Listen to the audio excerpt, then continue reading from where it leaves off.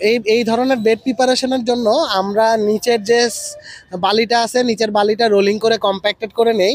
এরপরে এই বালির উপরে কিন্তু ওই ধরনের ব্লক, ওই যে কংক্রিটের যে ব্লকগুলি আছে ওই ব্লকগুলি বসানো হয়, এবং ব্লকগুলির উপরে শীট পাইল বসানো হয় এবং শীট পাইলগুলো লেবেল করা হয়। এই যে দেখেন, শীট পাইলের মাথায় মাথায় রড দিয়ে কিন্তু শীট পাইলগুলো লেবেল করা হয়েছে। এরপর শীট পাইল লেবেল করা হয়ে গেলে শীট পাইলের উপরে আমরা এই যে যে চ্যানেলগুলো দেখতেছেন 100/200 আই বিমগুলা বসাইছি। যেহেতু আই বিমের উপরে বটম শাটার, সেহেতু আই বিমটা পুরোপুরি লেবেল করা হয়েছে। এই যে দেখেন, এখানে আই বিম লেবেলিং এর কাজ করতেছে তারা।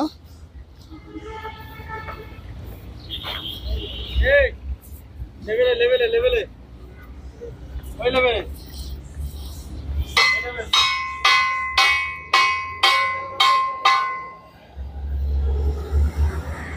এই আই বিম